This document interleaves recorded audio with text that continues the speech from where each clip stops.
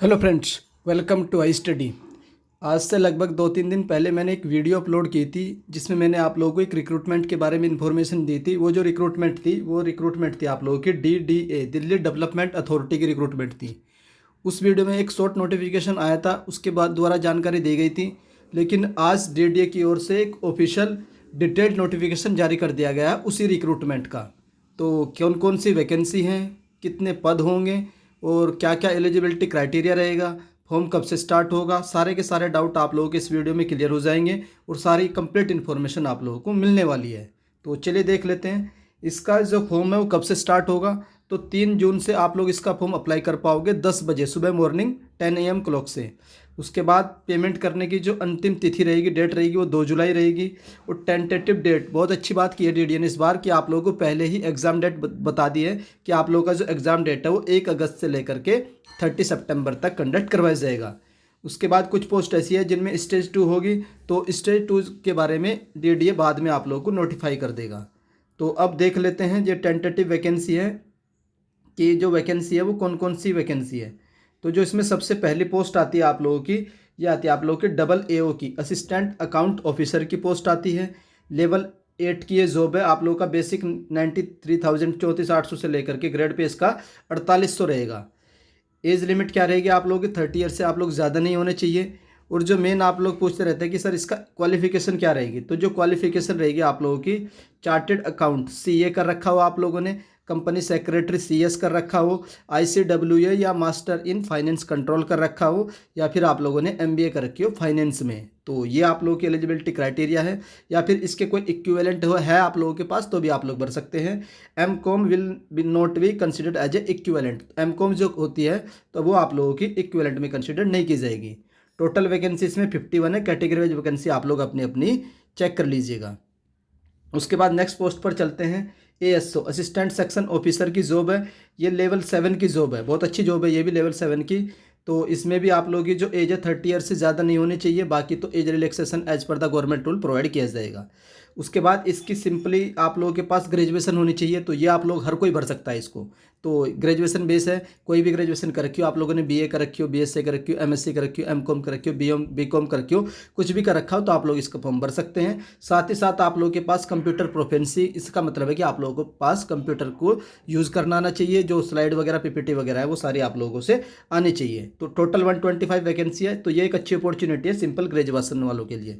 और all India से कोई भी अप्लाई कर सकता है, ऐसा नहीं है कि आप लोग सिर्फ दिल्ली के ही हो तभी अप्लाई कर पाएंगे। इसका ग्रेड पे 4600 रहेगा आप लोगों का। उसके बाद चलते हैं नेक्स्ट पोस्ट पर। आती है आप लोगों की आर्किटेक्चरल असिस्टेंट। तो इसका जो पे ग्रेड रहेगा 4600 ग्रेड रहेगा। और इसमें आप लोगों के पास डिग्री होनी चाहिए आर्किटेक्चर की। और इसमें जो वैकेंसी है 9 वैकेंसी हैं। उसके बाद नेक्स्ट आती है आप लोगों की लीगल असिस्टेंट की, लेवल 7 की जॉब है। और इसमें आप लोगों की 4600 ग्रेड पे रहेगा। तो इसमें जो एज लिमिट है वही as per the exceed 30 year से ज़्यादा नहीं होनी चाहिए। क्वालिफिकेशन क्या होनी चाहिए, possible regular degree in law होनी चाहिए आप लोगों के पास, in tiling the incumbent registration at bar and appearing before the courts from the Ukraine university. तो एंड 3 ईयर का एक्सपीरियंस इसमें मांगा है बार में। तो टोटल वैकेंसी 15 है इसमें। कैटेगरी वैकेंसी आप लोग अपनी चेक कर लीजिएगा। उसके बाद आती है नायब तहसीलदार की। इसका 4200 ग्रेड पे रहेगा आप लोग की, लेवल 6 की जॉब है ये। इसमें आप लोग के पास सिंपली डिग्री होनी चाहिए, 50% मार्क्स होने बहुत ज़रूरी है, इन्होंने मेंशन कर रखा है। कोई भी डिग्री होनी चाहिए। तो ये भी एकदम सिंपली डिग्री बेस है, 50% मार्क्स होने चाहिए। वैकेंसी इसमें कमी है, 4 वैकेंसी है। Knowledge of application various acts regulation proceeding, ये तो आप लोगों को मैं बाद में समझा दूंगा क्या क्या चीज़ें रहेंगी। सिंपली आप लोग इसका नायब तहसीलदार का फॉर्म भर लीजिएगा। उसके बाद नेक्स्ट आता है आप लोग का JEE सिविल का। तो ये JEE सिविल का है, 4200 ग्रेड पे रहेगा। इसकी एज लिमिट 1827 रहेगी। इसमें सिर्फ आप लोगों के पास डिप्लोमा होना चाहिए सिविल इंजीनियरिंग में, डिग्री नहीं। डिग्री इसमें इक्विवेलेंट लिख रखा है, तो आप लोग डिग्री वाले भी हों तो भी आप लोग भर सकते हैं। तो जहाँ पर आप लोग को डिग्री मिल जाएगा तो आप BTech सिविल वाले भी भर सकते हैं और डिप्लोमा सिविल वाले भी भर सकते हैं। उसके बाद चलते हैं नेक्स्ट पोस्ट पर। आप लोग की आती है सर्वेयर की। सर्वेयर की 2800 ग्रेड पे की जॉब है। इसमें आप लोगों के पास डिप्लोमा होना चाहिए और 2 ईयर नेशनल ट्रेड सर्टिफिकेट का, किसमें, सर्विंग में। तो इसमें 13 पोस्ट है और बाकी इसमें 2 ईयर का एक्सपीरियंस भी होना चाहिए। तो ये है इसकी सर्वेयर की एलिजिबिलिटी क्राइटेरिया। उसके बाद आप लोग की पटवारी आती है, 2000 ग्रेड पे रहेगा। एज लिमिट 21 से 27 रहेगी। उसके बाद इसेंशियल क्वालिफिकेशन, इसमें भी सिर्फ और सिर्फ ग्रेजुएशन अलाउड है। आप लोगों ने कोई सी भी ट्रेड से ग्रेजुएशन कर रखी हो तो आप लोग ये फॉर्म भर सकते हैं। कहीं भी से बिलोंग करते हो, किसी भी स्टेट से बिलोंग करते हो, दिल्ली से बिलोंग करते हो तो आप लोग इस फॉर्म को भर लीजिएगा। पटवारी की ये वैकेंसी है। डिजायरेबल क्या प्रोफेंसी होनी चाहिए, वर्क नॉलेज हिंदी उर्दू की होनी चाहिए, तो ये इसमें डिजायरेबल है, कंपलसरी नहीं है। नेक्स्ट आती है आप लोगों की जेएसए की, इसकी सबसे ज़्यादा वैकेंसी है, ये आप लोगों की लेवल 2 की है, 1900 ग्रेड पे की जॉब है ये।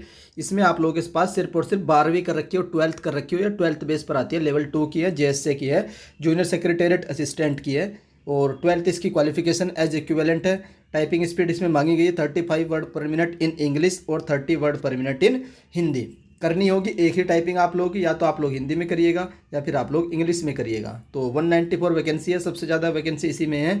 ग्रेट अपॉर्चुनिटी है सभी के लिए, अच्छी पोस्ट है, दिल्ली में पोस्टिंग मिलेंगे आप लोगों को, काम अच्छा है, ऑफिस की जॉब है, तो आप लोग इसको भर लीजिएगा जो भी 12th वाले हैं। ग्रेजुएशन वाली 2 वैकेंसी थी ऊपर, वो मैं आप लोग को एक्सप्लेन कर चुका हूँ। अगर अभी भी आप लोगों को कोई भी डाउट आता है किसी भी वैकेंसी के रिगार्डिंग, एलिजिबिलिटी क्राइटेरिया के रिगार्डिंग, तो आप लोग कमेंट करके पूछ लीजिएगा, वो डाउट आप लोगों का मैं कमेंट सेक्शन में क्लियर कर दूंगा। उसके बाद देख लेते हैं, ये मोस्ट इंपॉर्टेंट पॉइंट है कि आप लोग बोलोगे क्या सर हम 1 या 2 से पोस्ट के लिए अप्लाई कर सकते हैं या नहीं कर सकते, तो देखिए, if a candidate want to be apply for more than 1 post, तो he needs to apply separately for all such post. अगर आप लोग 1 से ज़्यादा पोस्ट के लिए अप्लाई करना चाहते हैं तो आप लोग बिल्कुल अप्लाई कर सकते हैं, तो यस रहेगा, बिल्कुल अप्लाई कर सकते हैं, लेकिन आप लोगों को सेपरेट अलग से फॉर्म भरना पड़ेगा हर एक पोस्ट के लिए। मान लीजिए अगर आप लोग जेएसए के लिए भरना चाहते हैं तो ये भी भर सकते हैं, उसके बाद एएसओ के लिए भरना चाहते हैं तो ये भी भर सकते हैं क्योंकि ये भी ग्रेजुएशन है, और पटवारी भरना चाहते हैं ये भी ग्रेजुएशन है, तो तीनों का भर सकते हैं, तो 3 एप्लीकेशन फॉर्म भरने पड़ेंगे। उसके बाद नेक्स्ट आता है, in case of any class in test date या टाइम फॉर एनी 2 या more post, candidate need to decide the test they would like to take the DDA. अच्छा, आप लोगों के पास खुद का रिस्पॉन्स रहेगा कि आप लोगों को कौन सा एग्जाम देना है, अगर डेट सेम हो जाती है आप लोगों की तीनों पोस्ट होगी। उसके बाद if a candidate opt to apply for more than 1 post, in that case separate application, separate fees, आप लोगों को सेपरेट फीस भी डिपॉजिट करनी पड़ेगी अगर आप लोग more than 1 application form fill करते हैं। उसके बाद देख लेते हैं, नेक्स्ट आता है आप लोगों का वैकेंसी वगैरह तो है इसमें। तो जो ओबीसी वाले रहते हैं कि इनका डाउट रहता है, the OBC candidate applying against this notification must produce OBC and non creamy layer certificate based on the income finance year 2022-23, 21-22 का भी चल जाएगा और 20-21 का भी चल जाएगा। Date of OBC certificate will be issued between 1 April 2023 से लेकर के 2 जुलाई 2023 के बीच आप लोगों का जो ओबीसी का सर्टिफिकेट है इन्हीं के बीच रिलीज होना चाहिए। दोनों डेट इन्होंने इंक्लूड कर ली है। नेक्स्ट देख लेते हैं इकोनॉमिकली वीकर सेक्शन के लिए, एक candidate will be eligible to get the benefit of economically weaker section reservation criteria by central government income. तो आपको क्या करना पड़ेगा, जो सर्टिफिकेट दोगे वो 2023 से 24 का वैलिड होगा, और date of EVS certificate EWS certificate must be issued between the same, यहाँ पर भी 1 अप्रैल से लेकर के 2 जुलाई 2023 के बीच आप लोगों का इकोनॉमिकली वीकर सेक्शन का जो सर्टिफिकेट है वो इशू किया जाना चाहिए। उसके बाद SC/ST सर्टिफिकेट वाले को तो जरूरत नहीं है, तो वो तो कभी का भी हो सकता है, तो ऑनलाइन ये है। उसके बाद देख लेते हैं क्रूशल डेट क्या है आप लोगों की, crucial date for claiming the status और other benefit fee concession otherwise closing receipt of लिखे, तो 2 जुलाई तक आप लोगों के पास सारे सर्टिफिकेट हो जाने चाहिए, जो भी आप लोगों के एलिजिबिलिटी क्राइटेरिया हो या फिर आप लोगों के रिजर्वेशन क्राइटेरिया के सर्टिफिकेट हो, तो सारे 2 जुलाई से पहले आप लोगों के पास इन हैंड होने चाहिए।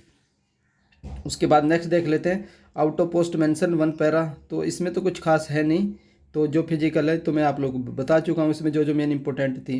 रिजर्वेशन के बारे में हम लोग देख चुके हैं, ब्लाइंडनेस कुछ है नहीं, एलिजिबिलिटी हम देख चुके हैं, कोड ऑफ फिजिकल रिक्वायरमेंट, तो ये कुछ खास इन्फॉर्मेशन है नहीं जो आप लोगों को बतानी चाहिए। तो इसमें जो ये तो यही पता ही नेशनलिटी होना चाहिए, तो ये भी देख सकते हैं, एक candidate must have attain the age of majority in the last date of submit, last date तक आप लोग की एज हो जानी चाहिए। नेशनलिटी क्या है, as candidate must be either a citizen of India, कोई भी हो सकता है, कहीं से भी आप लोग इसको भर सकते हैं। एज लिमिट हम लोग देख चुके हैं, बाकी जो एज रिलैक्सेशन दिया जाता है वो दिया जाएगा। SC/ST को 5 साल का, OBC को 3 साल का, PWD को 10 साल का और SC/ST PWD को 15 साल का। तो ये जो एज रिलैक्सेशन है as per the government rule आप लोगों को दिया जाएगा, तो आप लोग इसका फॉर्म भर पाओगे। उसके बाद देख लेते हैं नेक्स्ट है जो the date of birth accepted by the Delhi government authorities that entered in the matriculation secondary, जो भी आप लोगों के 10th में डेट ऑफ बर्थ होगी उसी को एक्सपेक्टेड किया जाएगा। एजुकेशन क्वालिफिकेशन हम लोग देख चुके हैं कि आप लोगों के पास जो कट ऑफ डेट दे रखी इन्होंने 2 जुलाई तक सारे एलिजिबिलिटी क्राइटेरिया से रिलेटेड जितने भी डॉक्यूमेंट हो, चाहे वो एजुकेशन के हों, चाहे फिर वो एज क्राइटेरिया के हों, चाहे फिर वो आप लोगों के रिजर्वेशन के हों, तो 2 जुलाई तक आप लोगों के पास आ जाने चाहिए। उसके बाद देख लेते हैं हर कंडीशन भी रिजेक्टेड, अगर उसके बाद आता है तो कैंडिडेचर को रिजेक्ट कर देंगे। एप्लीकेशन फीस मोस्ट इंपॉर्टेंट है, ये पूछने की सर इसकी एप्लीकेशन फीस कितनी रहेगी। तो application fee will be 1000 for all category of the post, transaction charge of the bank, तो आप लोगों को 1000 पे करने पड़ेंगे। और जो वुमेन कैंडिडेट है, बहुत बड़ी न्यूज़ निकल कर आई थी, जितनी भी फीमेल गर्ल्स हैं, वो जितनी भी गर्ल्स हैं वो candidate belonging to schedule caste, schedule tribe and, हाँ, तो उनको कोई भी फीस नहीं देनी है। तो जितनी भी गर्ल्स हैं, तो जितनी भी गर्ल्स होगी और SC ST होगी और आप लोगों की PWD कैंडिडेट होगी, इनको 0 फीस देनी है। तो गर्ल्स के लिए बहुत अच्छी अपॉर्चुनिटी है। हर एक पोस्ट जितनी भी दे रखी, तीनों पोस्टों के लिए भरी है जिनमें ग्रेजुएशन अलाउड है, क्योंकि आप लोगों को कोई भी फीस नहीं देनी पड़ेगी। तो बहुत अच्छी है। तो इसमें जो एक अच्छा डिसीजन लिया है DDA ने कि आप लोगों को जो गर्ल्स है उनको एक फीस से एग्जेम्प्टेड दे दिया है। उसके बाद नेक्स्ट देख लेते हैं, फी वंस से नॉट भी रिफंड नहीं होगी, ये तो कुछ खास है नहीं। बाकी जो फॉर्म है वो कब से अप्लाई होगा मैं आप लोगों को बता चुका हूँ। तो आप DDA की ऑफिशियल वेबसाइट है, इस वेबसाइट का लिंक आप लोगों को इस वीडियो के डिस्क्रिप्शन में डाल दूंगा, वहाँ से जाकर के आप लोग इसका फॉर्म अप्लाई कर पाओगे 3 तारीख से, 3 जून से। उसके बाद आप लोग प्रिंट आउट वगैरह ले लीजिएगा। तो सिग्नेचर ध्यान रखिएगा कैपिटल लेटर में नहीं होने चाहिए, ये दे रखे इन्होंने किसी क्या क्या चीज़ें आप लोगों के स्पेसिफिकेशन होनी चाहिए फ़ोटो सिग्नेचर के। और उसके बाद जो है स्टेप वाइज दे रखा है किस तरीके से आप लोग को अप्लाई करना है, फीस वगैरह कैसे पे करनी है, ये हम लोग देख चुके। हाँ, अब ये देख लीजिए आप लोग। अब मैं आप लोग को बता देता हूँ कि scheme of the examination DDA की क्या रहेगी, कि किस पोस्ट के लिए कितने एग्जाम होंगे। तो एक एक करके देखेंगे। सबसे पहला आता आप लोगों का AA होगा, तो इसमें आप लोगों का single stage computer based examination होगा, उसके बाद इंटरव्यू होगा। जो आप लोगों का एग्जाम होगा CBT जो ऑब्जेक्टिव होगा, उसमें क्या होंगे, द क्वेश्चन फिर भी 2 घंटे का होगा, 120 मार्क्स का रहेगा, 120 क्वेश्चन रहेंगे उसमें आप लोगों के ऑफ द रेस्पेक्टिव डिसिप्लिन। तो जिस भी फील्ड से आप लोगों के पास डिग्री है, तो उसी फील्ड से आप लोगों के क्वेश्चन पूछे जाएंगे 2 घंटे में। उसके बाद मोस्ट इंपॉर्टेंट है ASO, सिंपल ग्रेजुएशन बेस है ये आप लोग का, इसमें 2 स्टेज होगी, दोनों MCQ होंगी। उसके बाद लास्ट में आप लोग का कंप्यूटर प्रोफिशिएंसी टेस्ट लिया जाएगा, वो लास्ट में होगा। तो क्या क्या रहेगा आप लोग का, जनरल इंटेलिजेंस पूछी जाएगी 50 मार्क्स की, जनरल अवेयरनेस 50 मार्क्स की, क्वांटिटेटिव एप्टीट्यूड 50 मार्क्स का, और इंग्लिश भी 50 मार्क्स की, यानी कि आप लोगों के 200 मार्क्स के पूछे जाएंगे 100 क्वेश्चन। तो टोटल 100 क्वेश्चन रहेंगे आप लोगों के 100 मार्क्स, 200 मार्क्स के। तो ये था इसका आप लोगों का ASO का, ये था आप लोग का स्टेज 1 का। और स्टेज टू का भी आप लोग देख लीजिए। मैथमेटिक्स इन्होंने बिल्कुल सेम कर रखा है जो SSC का है। तो मैथमेटिक्स और ये आप लोग के 30 के 90 मार्क्स के, ये आप लोगों का इंग्लिश रहेगी और रीजनिंग रहेगी और कंप्यूटर रहेगा, बिल्कुल सेम आप लोग का SSC CGL का है। उसके बाद में आप लोग का डाटा एंट्री टेस्ट है। तो ये जो आप लोग का सेम डे होगा, जो आप लोग ये सारे का सारा सेम डे होगा, लेकिन CBT 2 बाद में होगा। पहले आप लोगों का CBT 1 हो जाएगा, CBT 1 का रिजल्ट आ जाएगा, फिर उसके बाद CBT 2 कंडक्ट करवाया जाएगा, और ये सारे की सारी चीज़ें एक ही दिन होगी। ये मॉड्यूल 1B और मॉड्यूल 2 और 3 ये सारे मॉड्यूल एक ही दिन हो जाएंगे। तो ये ASO का था, असिस्टेंट सेक्शन ऑफिसर का। उसके बाद आर्किटेक्चर असिस्टेंट का सिंगल स्टेज एग्जाम होगा, इसमें 120 क्वेश्चन पूछे जाएंगे, 120 मार्क्स के रहेंगे। उसके बाद लीगल असिस्टेंट का ये भी सिंगल स्टेज होगा, इसमें भी 120 क्वेश्चन 120 मार्क्स के पूछे जाएंगे, रीजनिंग वगैरह से पूछे जाएंगे। नायब तहसीलदार का देख लेते हैं। तो जो नायब तहसीलदार का है वो मैं बता देता हूँ, ये भी सिंगल स्टेज होगा। इसमें 2 घंटे में आप लोग के 120 क्वेश्चन 120 मार्क्स के पूछे जाएंगे। क्या क्या रहेंगे आप लोग, quantitative aptitude, math, reasoning, GK, English पूछा जाएगा। JEE सिविल का सिंगल स्टेज रहेगा, 2 घंटे में आप लोगों को 120 क्वेश्चन करने होंगे, सारे टेक्निकल होंगे, और कुछ क्वेश्चन आप लोगों के मैथ, इंग्लिश, GK, रीजनिंग से भी पूछे जाएंगे। सर्वेयर का भी सिंगल स्टेज एग्जाम होगा, इसमें भी 120 क्वेश्चन 120 मार्क्स के पूछे जाएंगे, और इसमें भी टॉपिक रहेंगे आप लोगों के रीजनिंग, मैथ, इंग्लिश, GK रहेगी। उसके बाद पटवारी है, ये 2 स्टेज का एग्जाम कर दिया इन्होंने, और ये सिंपल ग्रेजुएशन बेस है। इसमें आप लोग का जो प्री वाला एग्जाम होगा, इसमें आप लोग के GK, रीजनिंग, मैथ ये सब पूछे जाएंगे, 120 क्वेश्चन 120 मार्क्स के पूछे जाएंगे। स्टेज 2 आप लोग का मेंस का रहेगा, इसमें special emphasis on the Delhi general intelligence, तो आप लोग दिल्ली की जनरल अवेयरनेस के बारे में पूछा जाएगा। रीजनिंग एबिलिटी बाकी सेम रहेगी, और इसमें कि आप लोग दो घंटे में आप लोगों को 200 क्वेश्चन 200 मार्क्स के करने होंगे। उसके बाद JS से भी इन्होंने सेकंड स्टेज कर दिया, बिल्कुल 12th है, बिल्कुल CHSL की तरह ये पैटर्न रखा गया है। ये भी 2 स्टेज में होगा। पहली स्टेज में आप लोगों के जनरल इंटेलिजेंस 50 मार्क्स की, आप लोगों की GK 50 मार्क्स की, मैथ 50 क्वेश्चन, और ये आप लोगों के 50 मार्क्स की, बिल्कुल ये उसकी तरह का रखा है उन्होंने, CGL की तरह। तो स्टेज 1 होगी, स्टेज 1 में आप लोगों के 100 क्वेश्चन पूछे जाएंगे 200 मार्क्स के, लाइक बिल्कुल SSC CGL प्री होता है या फिर SSC CHSL प्री होता है, उसी को एकदम पैटर्न को कॉपी किया गया है। तो चाहे आप लोग CHSL की तैयारी कर रहे हो, चाहे फिर आप DDA की करोगे, तो बिल्कुल सेम पैटर्न है।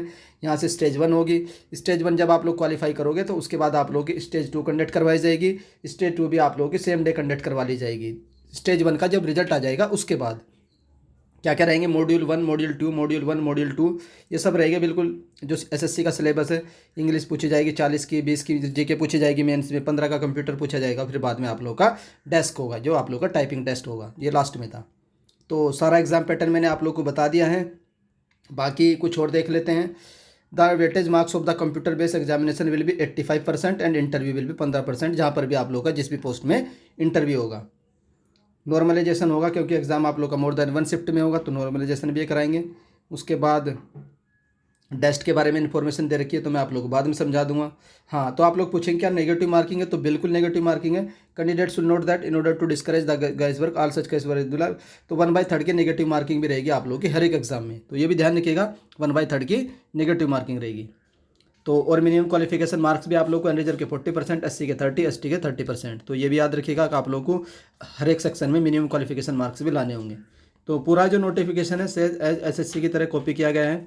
पटवारी के लिए अलग से इन्फॉर्मेशन दी है, ये जनरल कंडीशन है। आई होप मैं आप लोगों को अच्छे से सारी चीज़ें समझा पाया हूँगा। अगर फिर भी आप लोगों का कोई भी डाउट रह जाता है किसी भी पोस्ट के रिगार्डिंग हो, किसी भी एलिजिबिलिटी क्राइटेरिया के रिगार्डिंग हो, तो आप लोग कमेंट सेक्शन में कर लीजिएगा। बाकी आप लोग का डिटेल सिलेबस भी इन्होंने मेंशन कर रखा है, यहाँ से आप लोग अपना हर एक पोस्ट का डिटेल सिलेबस भी देख सकते हैं। ये ASO का सिलेबस है। उसके बाद नेक्स्ट आती है आप लोगों की AAO का सिलेबस भी दे रखा है कि रीजनिंग वगैरह में क्या क्या पूछे जाएंगे। बहुत अच्छी बात किया कि आप लोगों के साथ बिल्कुल SSC की तरह साथ के साथ आप लोगों का सिलेबस भी इंक्लूड कर दिया। यह आर्किटेक्चर असिस्टेंट का सिलेबस है, तो इन्होंने सिलेबस भी दे दिया, ये बहुत अच्छा किया है। उसके बाद देख लेते हैं, तो ये आर्किटेक्चर असिस्टेंट का सिलेबस है। उसके बाद आप लोगों का आएगा नेक्स्ट ब्रांच आती है आप लोगों की, काफ़ी सिलेबस है। ये लीगल असिस्टेंट का सिलेबस है, यहाँ से आप लोग लीगल असिस्टेंट का सिलेबस देख लीजिएगा। उसके बाद आप लोग का नायब तहसीलदार, इसका सिलेबस देखिए बिल्कुल सेम है, तो SSC GK वगैरह वही आएगी, उसमें कुछ अलग नहीं है। JEE सिविल का सिलेबस है, जो भी JEE वाले हों या BTech वाले हों सिविल से, तो उनका ये सिलेबस है। उसके बाद नेक्स्ट देख लेते हैं, नेक्स्ट आएगा आप लोगों का जो सर्वेयर है, तो यहाँ से आप लोग का सर्वेयर का सिलेबस है, तो ये भी आप लोग चेक कर सकते हैं। जो भी सर्वेयर की एलिजिबिलिटी रखते हैं तो यहाँ से अपना सिलेबस चेक कर लीजिएगा। ये पटवारी का सिलेबस है, तो यहाँ से जो भी पटवारी वाले हैं वो पटवारी का सिलेबस चेक कर लीजिएगा, ये भी इन्होंने मेंशन कर रखा है। लास्ट आता है आप लोग का JSA का,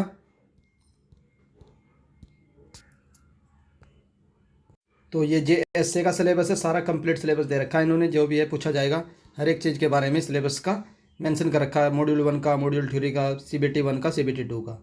तो यहाँ से आप लोगों का हिंदी में नोटिफिकेशन जारी हो जाता है। बाकी मैं आप लोगों को सारी चीज़ें समझा पाया हूँ। अगर हाई स्टडी चैनल की ओर से दी गई इन्फॉर्मेशन पसंद आती है तो आप वीडियो को लाइक कर सकते हैं, और अगर चैनल पर फर्स्ट टाइम विजिट कर रहे हो तो चैनल को सब्सक्राइब कर लीजिए। जैसे ही कोई भी रिक्रूटमेंट आएगी उसकी इन्फॉर्मेशन हाई स्टडी चैनल से आप लोगों को सबसे पहले मिल जाएगी। वीडियो देखने के लिए धन्यवाद, थैंक यू।